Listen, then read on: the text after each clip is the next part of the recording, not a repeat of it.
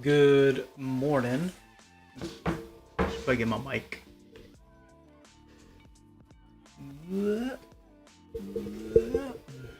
Good morning, George Gonzalez, your realtor, Wellsell Properties. Happy Monday, y'all. And today, going over this scam that I saw posted on the Fox News. It's an article of a renter who got scammed. So I'm gonna break it down. I'm gonna read it, break it down, and I'm gonna give you tips on how to avoid this, happening to you, and kind of the red flags that you should look out for. So, I'm really aggravated. I hate it when people get scammed, especially when it's related to real estate, because not to say it's obvious, but people are being taken advantage of, and they're taking advantage of people's trust and how things are working, and especially this because this just happened during the quarantine time. And believe it or not, like, people were moving. People did move during quarantine time. The world did not stop completely.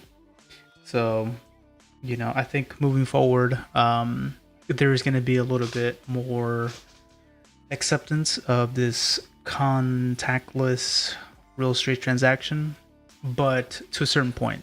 Right now there isn't enough securities, and it's still a person business, is basically what I'm trying to say.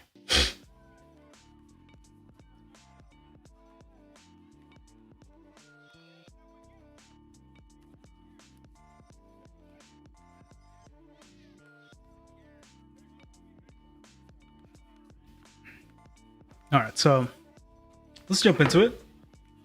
Oof. Let's just jump into it, break it down. We'll go through the story, and then we'll go through the tips. So this is, and I'll link it in the body. Should probably have linked it before. And this is in Arlington, which is not that far away from Houston. This is outside of Dallas, and apparently she got scammed twice. I won't judge her on what is it? Wisdom is hindsight is 2020. So looking back, of course, a lot of red flags. So let's take a look at this here and see what happened.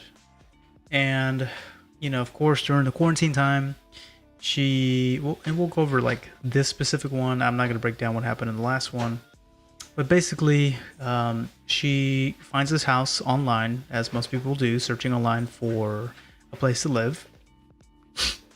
And then she had just gotten scammed on a different property. So, to her belief, she was being more proactive and found this house and was like, hey, before I pay you anything, let me go see the house first.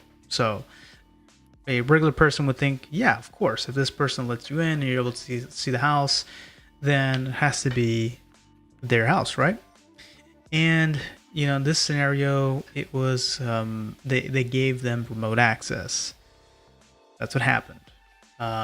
So they went in the house. They were on the phone with this person the whole time. In the combination, they were able to get in the house by themselves. They liked it. They said, great, I'll sign a lease. And then they paid their dues with what they thought was fine. And then 4 days later, they found out they were scammed because the actual owner showed up and was like, who are you? And then they got to get evicted, or they had to get evicted of their house. So this person that got scammed, that was renting, never met the person who she paid the money to. And all payments were done remotely, electronically. And then the officer says here that it's a newer phenomenon. I wouldn't say it's a newer phenomenon. I think maybe they're seeing more of this happening, potentially, because of the virus and everything being kind of like contactless. One thing to keep in mind is real estate was considered an essential business, so you should have been able to meet someone for this property. So I'm gonna go over some notes here, what to do. So a lot of the things, for me, it's easy for me to see the red flags as I'm reading it. But for you, as a regular person, these are the things that you want to take into consideration as you're renting a house, and some of these things will even overlap when you're buying a house. So, specific to renting, one thing, always remember that when you're renting a house, they will do credit, they will do background checks. So apparently it didn't happen on this scenario. So that it's going to happen, So if you're dealing in a scenario where they're not checking these things, then, sorry, my dog's been dumb. Then that's a red flag. The first thing that stood out to me, maybe stood out to you, was the fact that she found this property on Craigslist. And I'm not a fan of sites like Craigslist or even Zillow, which can be more legitimate, is because no one verifies properties on here.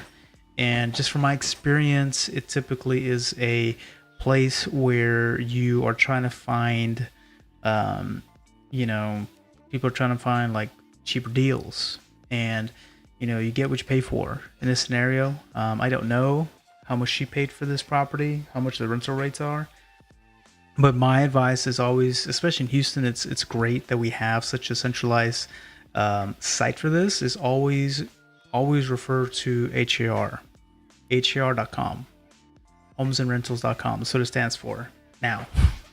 Because when you go to Zillow, especially when you go to Craigslist, all you need is an email, and that's it. They're not verifying anything when it comes to ownership of the property. So said property can be listed by me, by Joe Schmo, anybody, and there's no telling if that's the owner. So always cross-reference HAR. So if you are using those sites, look it up on HAR. Another thing that you would want to do is to kind of do trace it. So Google the address, and also if you want to take it to the next level, is go to Google and do a reverse image search of the pictures of the house. I personally have done this before. A lot of times, and one of the reasons I don't trust Zillow is Zillow has scams. And I've seen some properties where I know they were rented. I've had personal properties that I sold or listed that were reposted by who knows what, and I had to report it. So, that's where you have to be careful when it comes to those things, because this other person on the end of the line can just be a person posing, may not even be in the United States, and all they're trying to do is give you a little bit, just enough to be able to have you send the money. Also, another thing too, red flags, is be mindful of, again, how much information they're asking from you, and you as well should be asking them information, like what's their name, who they work for, and go to the Google's gonna be your best friend. Search their name and their company, and then if they are professional, they should be on HAR, right? So you gotta check those things. Another thing here is, if you think it's too good to be true, for example, let's just say this neighborhood is $1,600 average, right? And this person is like, oh, this is going to be $1,200. And you know very well that is a killer deal. Well, very unlikely that it's legit. Again, they're, dangling this bait for you. And as soon as you go in there and you're in it and it sounds legit, it's hard to tell once you are in it, right? So be mindful of pricing. Be mindful if they ask minimal information. And Google and HAR are going to be your best friends when basically checking the background of whoever's on the other line. Okay. And then ultimately, I recommend use a professional to help you rent a house or even an apartment because it is free. That's probably the best tip. Get an agent, a realtor that will help you rent a property because it's freaking free. It's literally not costing you anything. Your deposit's going to be the same. So why not use such a great resource like that, right? So that's going to be my advice. Do that. And, stay safe out there, guys. These scammers are, really trying to take advantage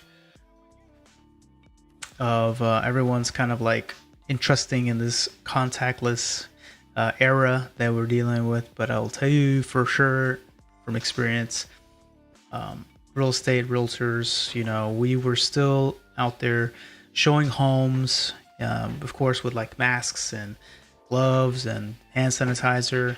So keep that in mind. Don't fall for it. That's going to do it for me, guys, on today's Monday stream. Peace.